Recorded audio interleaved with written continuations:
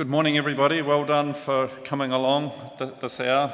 We've got a couple of scientists this morning, and then you've got Steve Wynne Harris. I think he's probably the rose between two thorns in terms of high-powered genetics.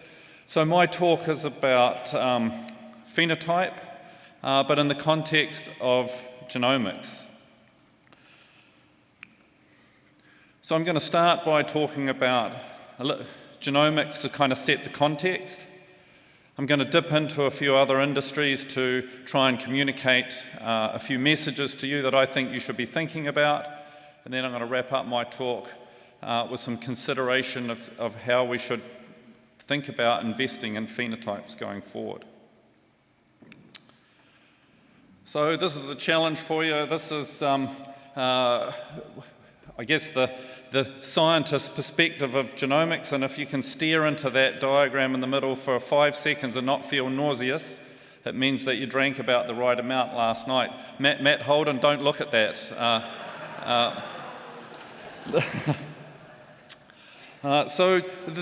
As scientists, we look at genomics in a very complicated way, but let's think about what it means for a sheep breeder. So in the simplest terms, genomics means that you can buy breeding value accuracy. So some of Steve Miller's, let's call them lazy Angus breeders in America have chosen to use genomics to stop recording stuff. So in its simplest term, you could think of it that way.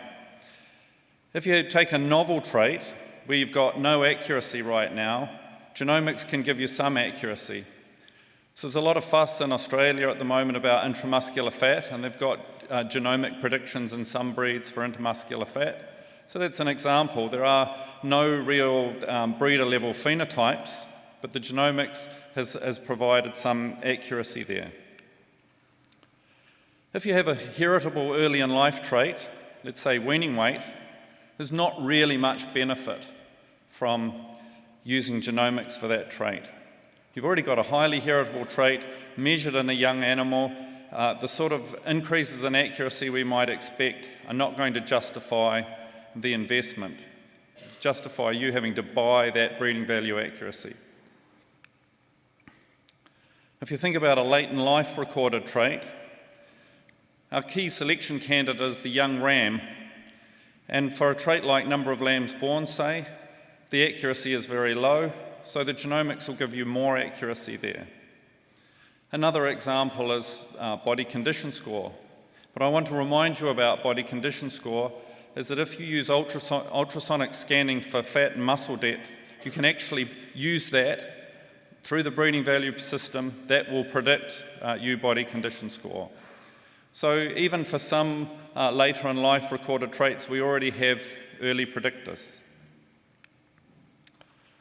So then the other kind of accuracy you can buy is the expensive trait, where there's a high recording cost. So Andrew Tripp down there at Gore is interested in improving his facial eczema. He can do some recording, some challenge testing, but by using the genomics there, he gets some accuracy that can help push him along for that trait. But accuracy doesn't make the world go round. You spend dollars on genomic tests. Actually, while we're on the subject of Andrew Tripp, I went to university with him for 3 years. Whenever it was his turn to buy a round of beers, he could never find the bugger. So I'm really pleased that he's spending some money on genomic testing. Yeah. So you're spending money, you're getting more accuracy. What do you do with that accuracy? Well, to me, there's 3 things. You can use it to tell a story to your clients. You can use it to use the brand, and you can use it to increase your genetic trend. You know, I don't probably need to tell you, but I think I need to tell the researchers in this room that ram breeders make their money or make their profit from selling either more rams or selling them for a higher price. So the investment in your genomic test has got to achieve those things for you. Genetic trend is part of that, but the brand and the story is another part of that. Okay, so there's 2 ways to think about genomic selection.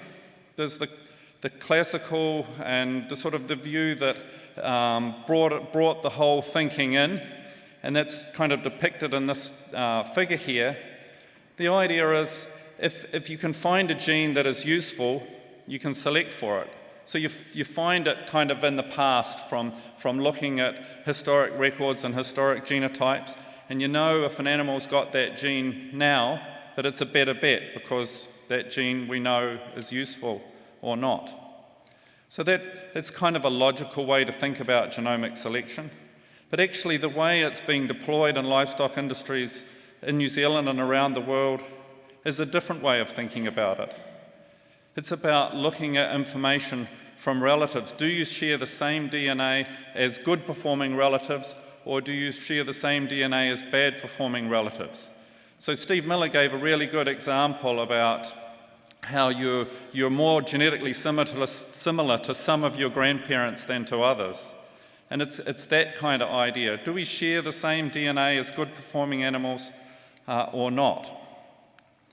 So if we think about this now in our sheep breeding context, so we've got a training population. So somebody does some investment. They DNA this training population. They collect some expensive phenotypes on it, and they invest money in that. So how does that help you as a breeder improve your accuracy?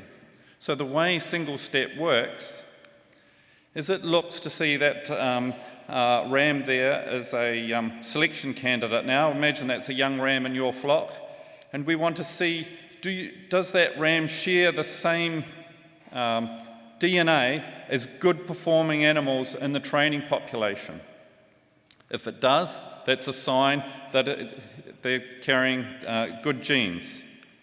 Contrarily, another candidate might tend to share the DNA, the same DNA, as animals that have performed badly in the training population. So that's a sign that that's not such a good animal. So the reason why I'm stepping you through this and why it's really important is that you need to be reasonably closely related to the training population in order for genomic selection to work properly in this way and to get the best accuracy. So a kind of a rule of thumb that I think is useful to use is how many steps through the pedigree do you have to get from your selection candidate to the animals in the training population. So if you step up one step to the sire of your ram lamb, and then up another step to a grandsire, and then down to get to the animals in the training population, you can afford to be maybe 4 or 5, possibly 6 steps away. If you're any further than that, your relationships with that training population are so small, it's very hard for the genomics to predict variation in them with any accuracy. So you've got to think about a training population, this phenotyping resource that is reasonably close to what you're doing in order to leverage this. So this is important because that drives the sort of phenotypes that you can afford to think about.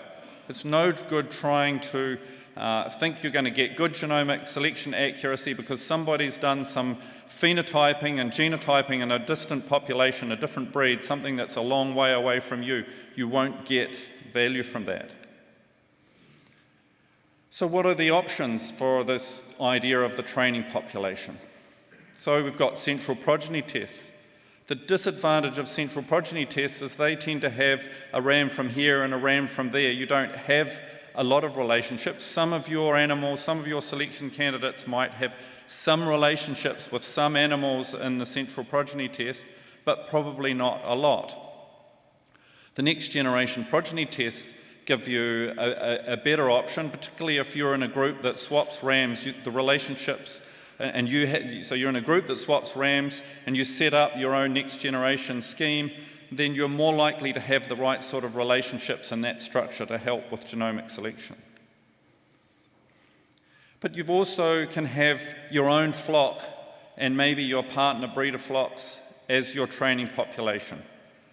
So the idea here, I've lost some images by the look of it, but the idea here is that we have, imagine sort of cohorts of ewes producing lambs down here, depending on how much you drank last night as to how well you'll be able to imagine this.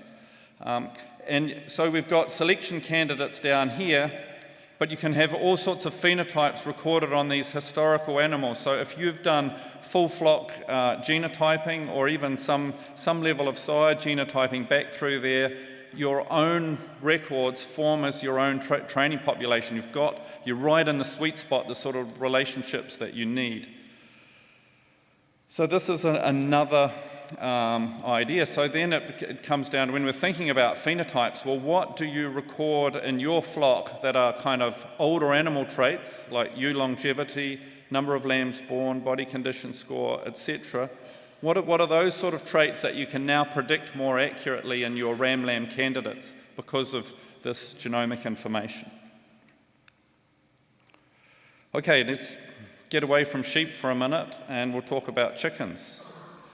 So I've got a friend who runs the breeding program for Aviagen, and they have about 50% market share of the world poultry population.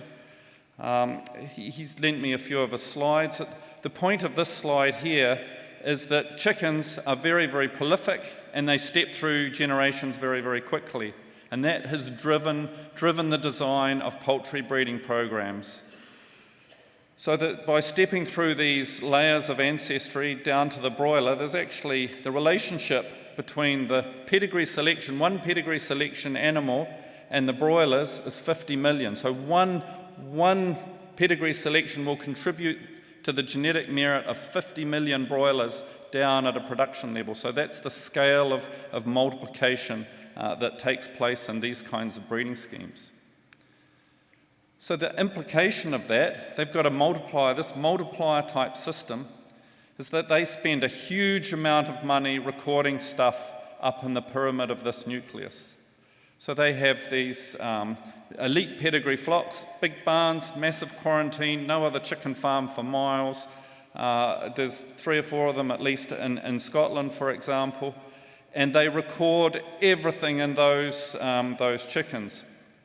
Very, very high level of investment.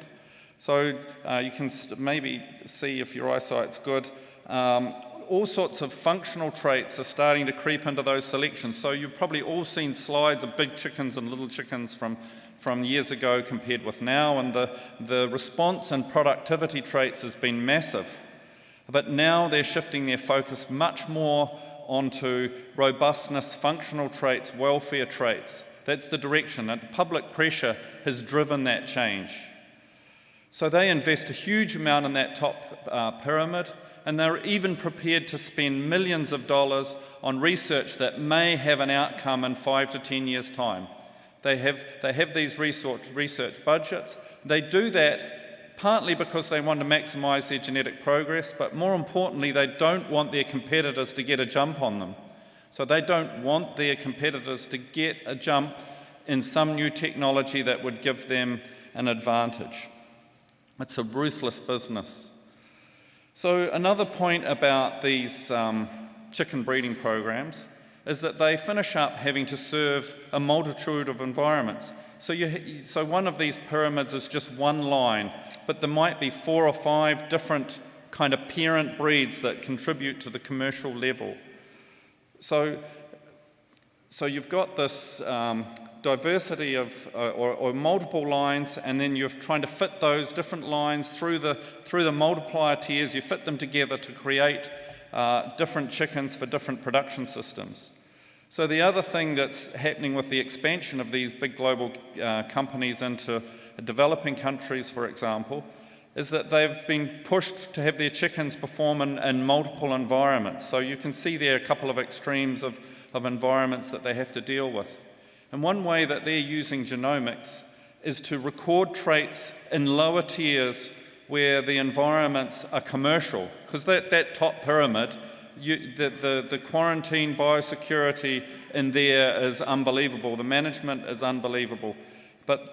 So yes, you can select for growth rate in that environment, but when it comes to all these functional traits, you need more information from a more commercial environment. So the idea is to record down in lower tiers and then feed genomic predictions back up into the nucleus selections. So just to remind you of the multiplication power, 1 to 50 million for the chickens at the bottom. Pigs aren't that good, but it's still pretty amazing at one nucleus pig contributing to 2,500 saleable piglets down through one of these pyramids. So one nucleus, you depending on how many sale rams she breeds in a life, might contribute to 250 commercial lambs born. So the multiplication power thing is harder for you as sheep breeders. So Bruno Santos, who's here, and many of you will know, has just finished a PhD looking at what could we do in terms of recorded multipliers within large commercial flocks. It was PhD jointly done with Australia and New Zealand. He had a lot of support from BLG, which has been really great. And this is kind of a little bit of trying to think about it differently. So if you take a commercial flock, this isn't you, this is one of your clients, and they buy a significant number of rams, and the idea would be that they create their own multiplier. I know this is a scary thought, but I'll turn around the winds for you on this in a minute. So they have this recorded multiplier. You gather those sheep together, you mate them by AI to very, very elite rams from you're the stud breeder, your involvement in this partnership.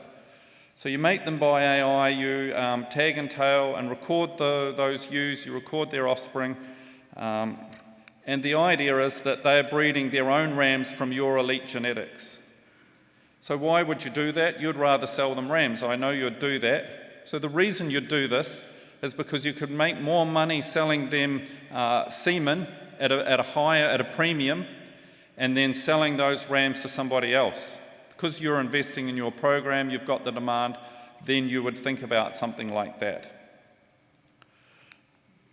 So another reason why the breeder might do this is that they can actually gather data from the lower tier. So this recorded multiplier, it would make sense for them to do DNA. They can add value to their selections, but that DNA and recording can then feed information back up to your nucleus. So you can get more accurate predictions for traits like ewe robustness. So if you're colouring heavily your ewes for breeding values, then you don't really get to understand their genetic merit for longevity. But down in the multiplier, you've got a much better opportunity to get those phenotypes for traits like ewe longevity, robustness, etc.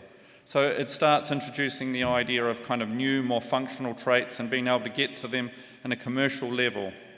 So your client is going to see this, see the work you're doing, the relevance of your breeding program to their operation, and it's going to form a tight link with them. Some new thinking. Okay, another thing that I think you should be thinking about and we should be learning from other industries. So this is the biosecurity issue, and the M. bovis thing, you've all seen it and thinking, oh, poor bloody dairy farmers. Well, what if that happened to you? So the interesting thing is that M. bovis is probably in New Zealand for a couple of years before we even knew. So it was being spread around through all sorts of dubious processes untraced. So imagine if a group of you that are swapping rams got something like that and didn't know about it for a couple of years, and what the impact would be on all of your businesses. So yeah, M. bovis is a cattle thing, as is TB. But there are monsters there that could affect sheep, like foot and mouth and scrapie. So maybe as ram breeders, you should be thinking about AI again. You used to do sire referencing schemes and kind of, instead of ram swapping using AI. I know it's expensive, but man, losing your whole business from a disease outbreak is going to be more than expensive. So for ram breeders, you've got maybe things you can think about to mitigate that risk.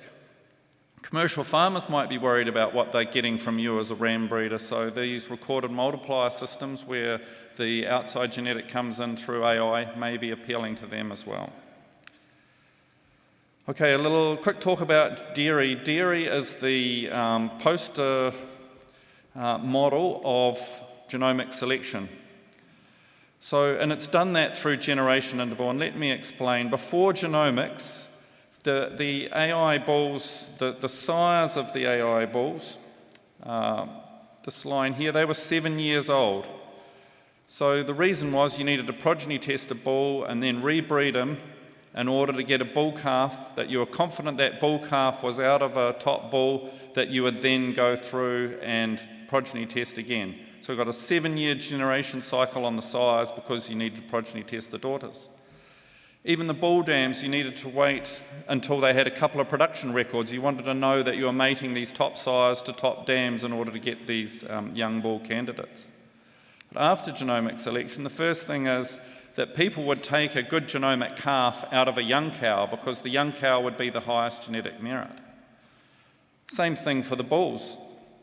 So you would take your new cohort of bulls from the very youngest AI sires. So you've got a much shorter generation. So these are the parents of the bulls, which is a little confusing. Then if you think about, well, what bulls actually go out and get mated by dairy farmers in New Zealand? Well, does that drop down there as well? But actually, it hasn't. So dairy farmers still prefer, at least some and many dairy farmers only, they want the progeny tested, the proven bull, not the young bull based on genomics.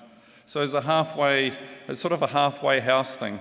And the analogy here with sheep is that many of you may use ram lambs in your own flocks, your own stud flocks, but you don't sell ram lambs, you sell two-tooths. So you use ram lambs yourself to get generation turnover, but you sell two-tooths because you want to know the structural conformation of what you're giving to your client. So the dairy world is kind of, they take the risk within the breeding program, but when they deliver the product to the client, they don't take the risk, or they don't take as much risk. So you can think about this, okay, you accelerate the matings inside your own flock, but when you actually push genetics out to your clients, you de-risk that for them.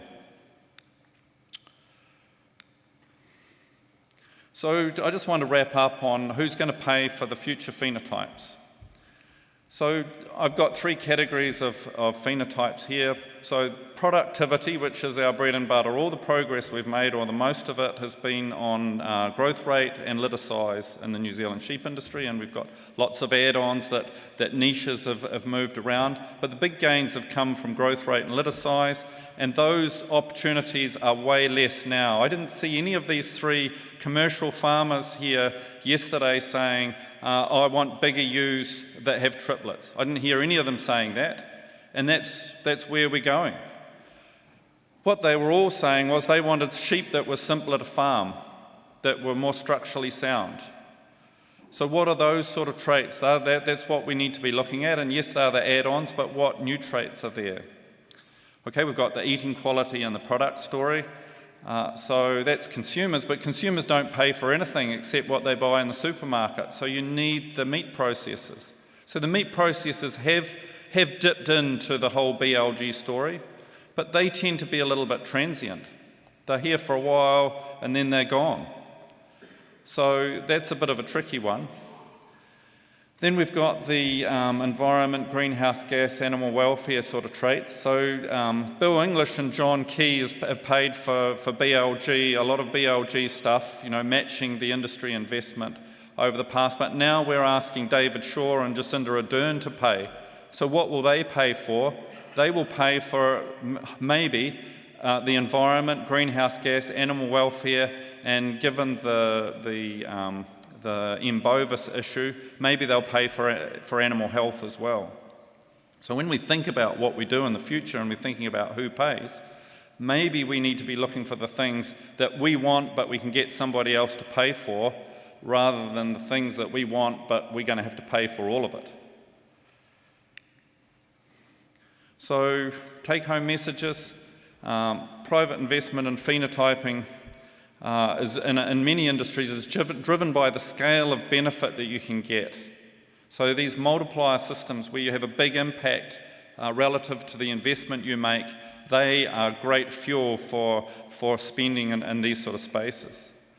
The next generation progeny tests are a way that you guys can get involved and create create these training populations that'll work for you.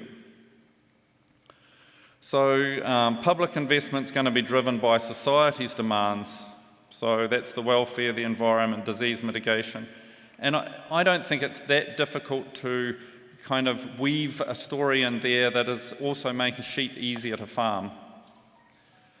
So, and then there's the question of industry investment.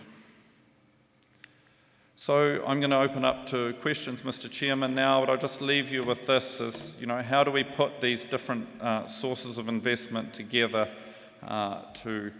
to drive BLG forward, moving on from here, given all these opportunities of phenotypes and things.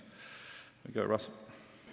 So, with the chicken and the pigs, I mean, the chickens with the embracement of the genomics, are they still recording a lot of the phenotype as well, or have they ditched that for the genotype? No, it's a really great point. I would say that they've increased their phenotypic recording to leverage the genomics, particularly in the lower tiers of their systems. They're increasing their phenotyping down there because they've now got better ways of using that phenotypic information up in the top of their pyramid, because the genomics allows them to use that information with the most accuracy. So the pigs and chickens, they're increasing their phenotyping, not decreasing it.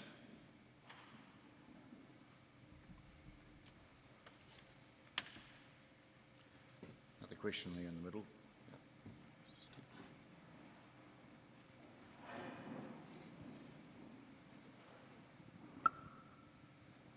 Just a question about proprietary genetics.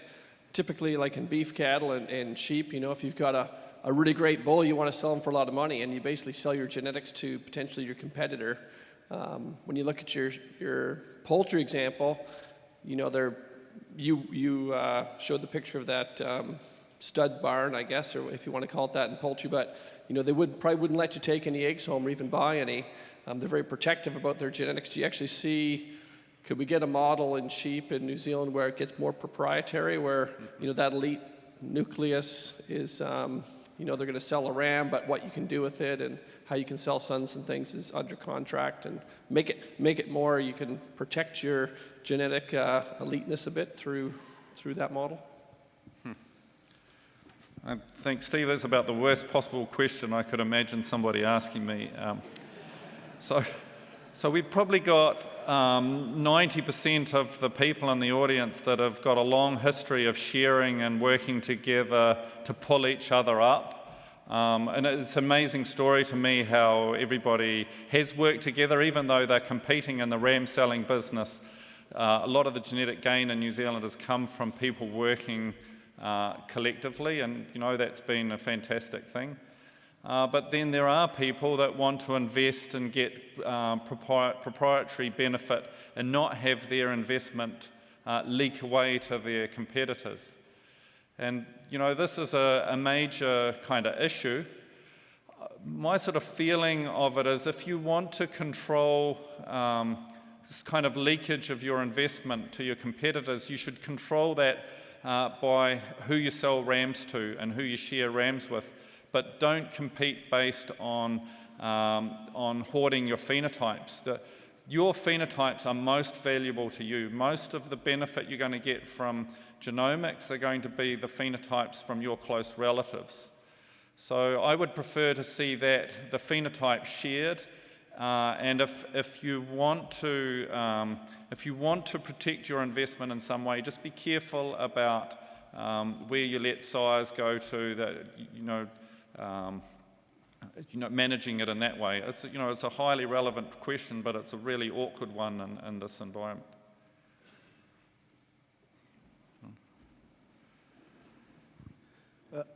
I'd just like to ask a question about the training population, and my concern with the Angus breed, and my particular Angus breed, is that I'm not related to the bulk of the training population that was used to set up the genomics with the American genetics, and so I feel as though my training population, if you like, or my cattle are totally unrelated to what they've used as a training population or the validating cattle. And so what I'm really asking is what size of a training population would I need to set up if I was going to do my own? And that really overflows into the sheep as well, where really we're not using outside rams now much at all. To get genomics that are going to work for me, based on your presentation, there's probably not enough linkages at the moment. So what sort of numbers do you need in a training program? Yeah, that's a really good question, and I don't know that there's a definitive answer, but I'll put my neck on the line and tell you what I think. And I think you can get by with as little as 400 or 500 animals that have got the phenotypes and genotypes, provided they're very, very closely related to your candidates. So if you're going to do that, do it in your own herd or do it in a herd that uses your bulls. And it's the same, take the Corriedales. I think John Booker had the next question. He's probably going to ask pretty much the same blooming question, knowing him. He's asked it every other forum for the last 5 years, and it's a great question. How do we get the smaller breeds or the niche parts of the population involved? And I believe you can get some accuracy with hundreds rather than thousands of training populations. The reason the geneticists initially said you need thousands is because they thought these things are going to work across the whole population. But actually it turns out they're working much better with close relatives. And therefore, if the training animals are closely enough related to your selection candidates, then I believe you can get by reasonably with much smaller numbers than what we've thought of in the past. But there may be other experts in here that would refute that, but no, that's my gut feeling. We're certainly trying with some breeding programs we work with to get away with fairly small numbers. Peter, it's not... Yeah, I can hear you. It's not a question regarding a breed that I'm passionate about. It's the discussion, the question that Steve asked about controlling that. I think you're very generous in your comments about people in the room sharing, and maybe they are all in this room, but my experience, there are some bastards out there. I did say 90%. Yeah. And present company excluded, of course. But I mean, once you've sold that ram, you know, there's people like Julia and other people that can collect semen and bang, the cat's out of the bag. So I think that your answer's maybe a little bit simplistic, because I think that once that animal's gone, you know, it may be really hard to control, or that licensing or something like that, because it can be pretty... There are some unscrupulous people out there. The thoroughbred industry, you know, standard breds, you can trade semen, but I think in a lot of the thoroughbreds, you've got to actually have the mare there to be mated. So, you know, just think about that a little bit. How the control. I'm only being the devil's advocate, but there are some arseholes out there. We all know them. Yep. You know, an example in the dairy industry, LIC make their semen buyers sign a contract saying they won't use the semen to breed bulls. So there are examples. So you can argue whether that's a good thing or a bad thing for the industry. It's a good thing for LIC, and it's a good thing to motivate them to invest a lot of money in genetic improvement. But it also is a bad thing because it kind of splits the population up into isolated little groups, and trying to manage that at an industry level with laws and things it's a really contorted, horrible place to step into. But I think you can be careful about who you sell rams to, and maybe a little bit of thinking about contracts can help with that.